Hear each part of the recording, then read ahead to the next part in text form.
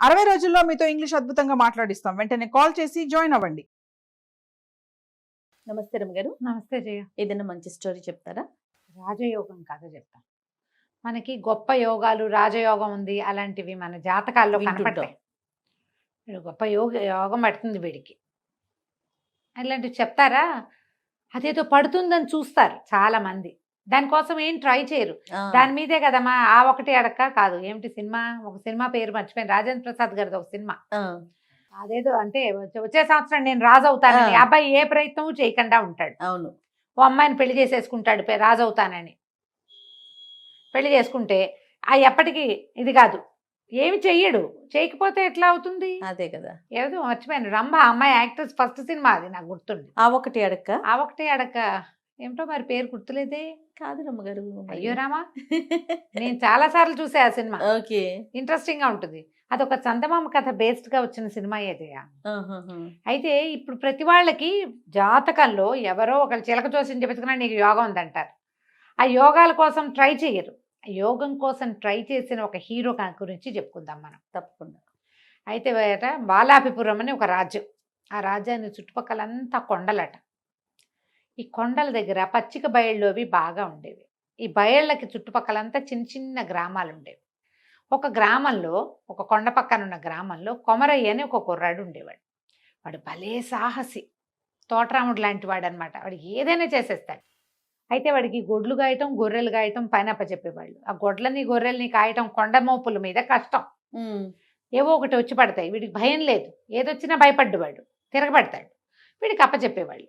కానీ వీడికి ఎంతసేపు పెద్ద పెద్ద వేరే వేరే ఊళ్ళు చూడాలి, దేశాలు చూడాలి, యుద్ధాల్లో పాల్గొనాలి, అలాంటి కోరికలు ఉండేవి. కానీ చిన్న ఊరు, చిన్న జీవితం.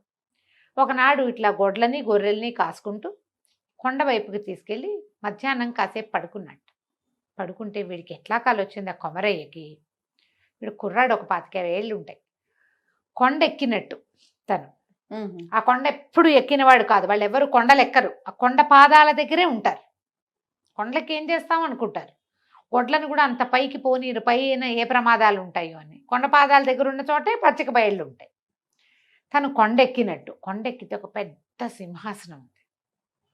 తను ఆ సింహాసనం మీద కూర్చున్నట్టు, తన పక్కన ఎవరో రాకుమార్తె కూర్చున్నట్టు, తన తల మీద ఒక కిరీటం ఉన్నట్టు కలొచ్చింది. ఈ పక్కనున్న పిల్ల తన తన భార్య అనమాట. కలొస్తే నేను రాజుని అంటూ మెలకువచ్చింది. చూసుకున్నాడు, ఏమీ లేదు, పుట్టి నేల మీద ఉన్నాడు. కళ్ళెత్తి చూస్తే కొండ నిలువుతా కనపడుతుంది. కొండెక్కాలనుకునేవాడి కథ గుర్తొచ్చేసిందని వచ్చింది. ఆ పైన ఏముందో. అయితే ఏమైంది? సో ఇప్పుడు ఆ కథలు కూడా దీని బేస్ ఏం చెప్పాలి? అవును రమ్మ గారు. అక్కడి నుంచి ఏమనుకున్నాడు, ఇది కళలు నిజమవుతాయి ఎక్కడైనా. ఇదే కళ ఇలాగే నాకేం కనపడిందో అదే వస్తే అప్పుడు చూస్తా దాని సంగతి అనుకున్నాడు. మర్నాడు మధ్యాహ్నం పడుకుంటే సేమ్ డిట్టో అదే కళ వచ్చింది మళ్ళీ. అదే అమ్మాయి, అదే సింహాసనం, తను మంచి బట్టలు వేసుకుని ఉన్నాడు, తన నెత్తి మీద నవరత్న ఖచ్చిత కిరీటం పెట్టు. ఈ పనులు మానేయాలి, నేను నాకేదో యోగం పట్టబోతోంది, అదే నాకు కనపడుతోంది. నా కళ ఎందుకు వస్తుంది పదే పదే? నన్ను ఏదో చేయమని కాదు, అదేమిటో నేను చేస్తానని ఈ గొడ్లని గొర్రెల్ని ఎవరికి వాళ్ళకి అప్పచెప్పేశాడు. నేను వేరే ఊరు వెళ్తున్నా, ఇప్పట్లో రా. రేపొద్దున బాలాపిపురానికి రాజవుతానేమో నేను. అదే ఇది దాని సంకేతమే ఇదని నమ్మాడు. దానికోసం ఏం చేయాలి? నా ఇంట్లో నేను కూర్చుని నేను రాజునవుతా అంటే అవ్వదు. రాజును అవ్వడానికి ఏం ప్రయత్నం చేయాలో చూడాలి. దానికోసం ఎక్కడికైనా ట్రావెల్ చేయాలి అని చెప్పి ఏం చేశాడు, ఇక నడవటం మొదలుపెట్టాడు. కొండ ఎక్కగా కొండ అంటే అది వద్ద కొండగా లేదు, అది ఒక ఎత్తు, కొంత బల్లపరుపు, అక్కడ ఏవో మామూలు చెట్లు, ఏదో చిన్న చిన్న జనావాసాలు కూడా ఏవో ఉన్నట్టే కనపడతాయి. ఆ కాస్త మేర ఉంటారు వాళ్ళు. ఇలా వెళ్తూ ఉంటే ఆ కొండ ఓ పక్క నుంచి దిగడానికి వీలుగా కనపడుతోంది. దిగితే ఆ దిగిన వైపు నుంచి చూస్తే పట్టణం కనపడుతోంది దూరంగా. ఆ దిగడానికి పూనుకున్నాడు. ఆ దిగబోతుంటే చీకటి పడేసరికి ఏదో అక్కడ పాడుపడిపోయిన కొన్ని ఇళ్ళు అలాంటివి కూడా ఉన్నాయి. అంటే ఇదివరకు ఇక్కడ జనావాసం ఉండేది. సరే వీడేం చేశాడు, ఆ ఇళ్లలోకి వెళ్ళటం ఎందుకులే, చెట్టు మీద పడుకుందామని చెట్టు మీద పడుకున్నాడు. పడుకుంటే మాటలు వినపడుతున్నాయి సన్నగా. ఇదేమిటి కొండ మీద ఇప్పటిదాకా మనిషి వాసన లేదు, మనిషి పొలకవు లేని చోట మాటలు వినపడ్డం ఏమిటి, దెయ్యాలు మనలాగానే మాట్లాడుకుంటాయా ఏమిట్రా అని చూస్తే నలుగురు వ్యక్తులు వస్తున్నారు. నలుగురు మంచి దృఢకాయలు, బుర్ర మీసాలు, బ్రహ్మాండంగా ఉన్నారు, భారీ కాయలుగా కనిపిస్తున్నారు. వాళ్ళు ఈ చెట్టుకి అవతల పక్కన ఒక పాడుపడిన ఇల్లు చూశాడు కాదు మనవాడు కొమరయ్య, ఆ పాడుపడిన ఇంట్లోకి వెళ్ళారు. ఓహో, ఇక్కడ ఎవరో మనుషులు ఉంటున్నారనమాట, ఏమిటో చూద్దామని చెట్టు దిగేశాడు. దిగేసి చల్లగా ఇంకో పక్క నుంచి ఆ ఇంట్లోకి ప్రవేశించాడు. నలుగురు కాళ్ళు చాపుకుని పడుకుని ఉన్నారు. వాళ్ళు పడుకుంటే మాట్లాడుతున్నారు. వీళ్ళు దొంగలేమో అనిపించింది. వాళ్ళ దగ్గర మూటలు, సామాన్లు, కత్తులు, పిడిబాకులు అన్నీ తీసి పక్క పెట్టారు. అందులో ఒకడు కాళ్ళు చాపుకున్నవాడు, ఎరా గుంటనక్క ఇవాళ ఏం దొరికిందిరా నీకు అని అడిగాడు. అడిగితే రెండో వాడు, నలుగురు ఉన్నారుగా, ఒకడు నాయకుడు, ముగ్గురు అతని వీళ్ళు అనమాట, సైన్యం లాంటి వాళ్ళు పక్కన ఉండేవాళ్ళు, తోడుండేవాళ్ళు. ఆ గుంటనక్క చెప్తున్నాడు, ఇవాళ నాకు ఒక వ్యాపారస్తుడు కనపడ్డాడు. వాడి దగ్గర భలే కోటు ఉందన్నా, ఎంత బాగుందో కోటు. ఆ కోటు ఏం లేదు, మనకు డబ్బులు కావాల్సి వచ్చినప్పుడల్లా కోటును తిరగేసి బోర్లు ఇస్తే మొహరీలు రాలుతాయి అందులోంచి. ఆయన విప్పి పెట్టి స్నానానికి వెళ్ళాడు, నేను కొట్టుకొచ్చేసా, ఇదిగో అన్నాడు అని గోడకి తగిలిచ్చాడు. ఒక చక్కటి కోటు అది. ఆ కోటు వేసుకోవడానికి బాగుంటుంది, చూడ్డానికి బాగుంటుంది, కావాలంటే దాన్ని తిరగేస్తే అందులోంచి మొహరీలు రాలుతాయి. బాగుందిగా, బ్రహ్మాండంగా ఉందిగా. ఇంకొకటి పిలిచాడు, ఎరా జిత్తులు మరి నువ్వేం తెచ్చావురా అని ఇంకొకడిని అడిగాడు. ఇంకోడు అన్నాడు, సర్వసైన్యాధ్యక్షుడు ఒక ఆయన దెబ్బలు తగిలి పడున్నాడు, ఆయన దగ్గర నెత్తి మీద ఒక ఉష్ణీషం ఉంది. ఉష్ణీషం అంటే అది పైన పెట్టుకున్న శిరస్త్రాణం లాంటిది, క్యాప్ లాగా. క్యాప్, శిరస్త్రాణాలు ఒట్టి క్యాప్ కాదు, ఇట్లా కిరీటం లాగా పెట్టుకుంటారు కదా, అందులో నుంచి ముక్కోణపు శిరస్త్రాణం, అది 3 కోణాలు, అది పెట్టుకుని దాన్ని 1 మీటర్ నొక్కితే 3 పక్కలకి బాణాలు వేస్తుంది. అది చాలా బలశాలి అయిన వాడు కానీ దీన్ని మొయ్యలేడు. ఆయన దెబ్బలు తగిలి పడున్నాడు, చల్లగా నేను అది సంగ్రహించి తెచ్చేసా. ముక్కోణపు శిరస్త్రాణము, 3 పక్కలకి బాణాలు వేస్తుంది. బాగుందే, సరే ఇదిగో అని చూపించాడు. ఇక మూడో వాడిని అడుగుతున్నాడు, ఎరా మోసగారి నువ్వేం తెచ్చావురా అని అడిగితే మూడో వాడు చెప్తున్నాడు, ఇవాళ ఒక కత్తి దొరికిందన్నా. ఆ కత్తిని మామూలుగా పెట్టుకుంటే కత్తే, అది దాన్ని నేలలో గుచ్చితే ఒకేసారి 1000 మంది సైనికులు పుట్టుకొస్తారు నేలలో ఇంచి, చాలా పవర్ఫుల్, అది దొరికింది, ఇదిగో అని కత్తి మూల పెట్టాడు. మంచివి తెచ్చారా, ఇక వీటిని అమ్మే ప్రయత్నం చేసుకుందామని ఎవరి దారిన వాళ్ళు ఒళ్ళు విరుచుకున్నారు, చల్లగా పడుకుని నిద్రపోయారు. ఆ కొండంతా ఎక్కారా, భారీ మనుషులు, నిద్ర పడితే ఒక రకంగా మెలకు వస్తుందా వాళ్ళకి.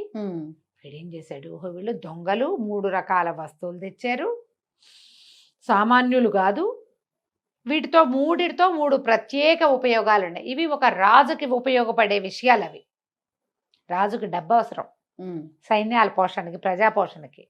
రాజుకి బాణాలు వేయగలిగే శిరస్త్రాణం అవసరం, రాజుకి సైనికులు అవసరం. వీళ్ళు ఏం చేసుకుంటారు, చల్లగా వాళ్ళ వెనకాల నుంచి వెళ్ళి ఆ 3 వస్తువులు చెత్త పుచ్చుకొచ్చేసాడు. ఇక ఆ కోట వేసుకున్నాడు, ఆ శిరస్త్రాణం పెట్టుకున్నాడు, ఆ కత్తి బొడ్డును దొప్పుకున్నాడు. ఆ శిరస్త్రాణం బాణాలు వేసుకొని అడిగినప్పుడే ఎంతసేపు వేయదు, ఈ 3 పెట్టుకుని దిగి వెళ్ళిపోయాడు. సరే ఏదో ఒక పోటకోళ్ళ ఇంటి దగ్గర ఆగాడు, కోటు విప్పి దులుపుకుంటూ ఇన్ని మొహరీలు రాలిని మళ్ళీ వేసుకున్నాడు. దాన్ని చక్కగా అక్కడ డబ్బులు ఇచ్చి సుష్టుగా భోజనం చేసి శుభ్రంగా స్నానం చేసి తయారయ్యి మళ్ళీ కోటు ధరించి కత్తికి కత్తికి ఒక ముందంతా లేవు వాడి దగ్గర, అంగాస్త్రం వాడి తువ్వాలు ఉంటుంది అది పెట్టి కట్టుకున్నాడు కత్తి. ఇప్పుడు కత్తి పెట్టుకోవడానికి అన్ని సాధనాలు చక్కగా డబ్బులు వస్తున్నాయి, డబ్బులు ఉన్నాయిగా, ఇవన్నీ తీసుకుని రాజుగారిని చూడడానికి వెళ్ళాడు. వెళ్ళేసరికి రాజుగారిని చూడాలన్నాడు. అనేసరికి ఆ వాకిట్లో ఉన్నవాడు అన్నాడు, ఏంటి ఎవడు పడితే వాళ్ళు చూసేస్తారు రాజుగారిని, బలివాడోయ్ నువ్వు అన్నాడు. అనగానే వెంటనే కత్తి తీశాడు. ఏంటి రాజా కొమరసింహుడు నేను, నన్ను కూడా చూడ్డా, అత్యంత సాహసిగా పేరొందిన వాడిని నన్ను ఎందుకు చూడ్డు రాజు అనగానే వాడు తెల్లబోయాడు. వీడెవడో. ఎప్పుడు కూడా మనం బెదిరినట్టుంటే అవతల వాళ్ళు అదిలించేస్తారు. అవును, అదే డాంబికంగా ఉంటే బాబోయ్ వీడేదో ఉద్దండ పండితుడు లేదా బ్రహ్మాండ నాయకుడు అని ఫీల్ అవుతారు కదా. అక్కడిచ్చి బాబా అలా కాదండి, రండి భలేవారు కొమరసింహుల వారిని ఎందుకు చూడరు, రాజుగారు మిమ్మల్ని బాగా చూస్తారు అని చెప్పి లోపల తీసుకుపోయాడు. రాజు ఎదురుగుండా కూర్చున్నాడు. చూస్తే ఆ సింహాసనం చూశాడు వీడు. ఆ సింహాసనం ఇదే కల్లో కనపడింది. ఆహా. కల్లో నేను ఏ సింహాసనం చూసానో అది ఇదే. తర్వాత రాజుగారి నెత్తి మీద ఒక కిరీటం ఉంది, ఇది నాదే. అన్ని వీడియే. కల్లో కనపడింది అదే. ఓహో ఇదే మంది అవ్వబోతోంది అనుకుని, నమస్కారం మహాప్రభు, నేను ఒక క్షత్రియుణ్ణి, దేశాలు తిరుగుతూ ఇక్కడికి వచ్చాను, నా దగ్గర బ్రహ్మాండమైన విద్యలు ఉన్నాయి, నా చరిత్రాన్ని చూసారా 3 పక్కల బాణాలు వేస్తుంది, తలచిన తోడనే 1000 మంది సైనికుల్ని రప్పించగలను, నేను మీకు ఏ సహాయం కావాలంటే ఆ సహాయం చేస్తా, మీకు నా సేవ చేస్తా సదా, ఏమంటారన్నాడు.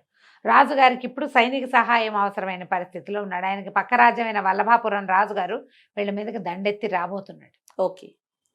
రాజు అన్నాడు, చాలా సంతోషం నాయన, మేము మాకున్న సైన్యం చాలదు, ఏం చేయాలా అనుకుంటాం, ఇంత యుద్ధం చేయగలిగే వీరుడివి, తర్వాత సైనికులను కూడా పుట్టించగలను తెప్పించగలనని చెప్తున్నావు, పుట్టించడం కాదు తెప్పించడం అని చెప్పాడు.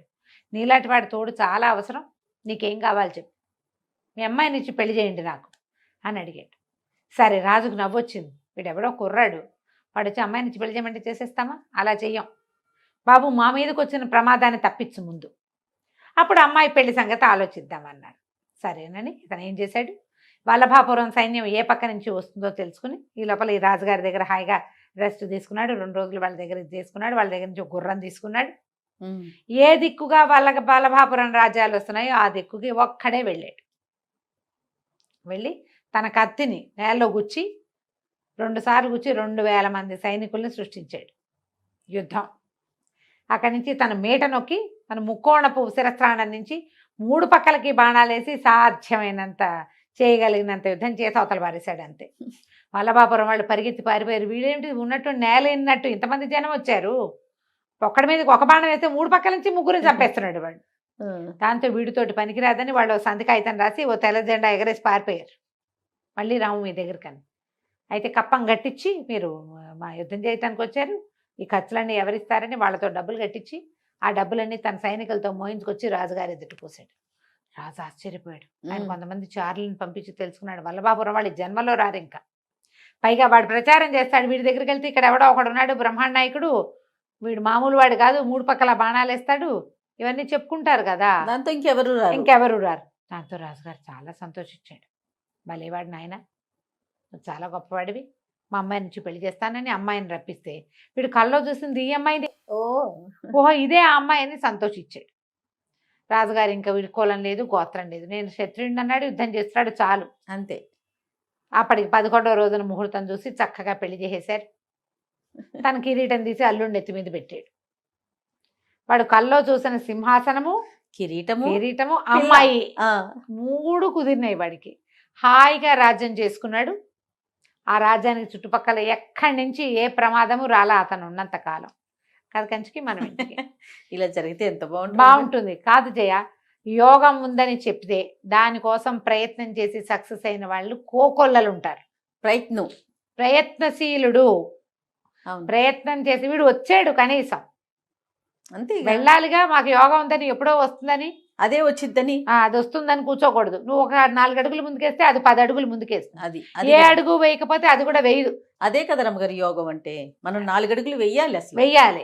మనం ప్రయత్నం చేస్తే అప్పుడు యోగిస్తుంది మనకి. కాబట్టి మీకు జాతకాల్లో ఆ యోగం ఈ యోగం బుధాదిత్య యోగాలు అవి ఉంటే వాటికి ఏం వస్తుందో కనుక్కుని ఏం చేయాలో తెలుసుకుని ఆ పని చేయండి నాయన, దేశం ప్రగతి పథంలో పయనిస్తుంది అప్పుడు. తప్పకుండా. నమస్తే. నమస్తే.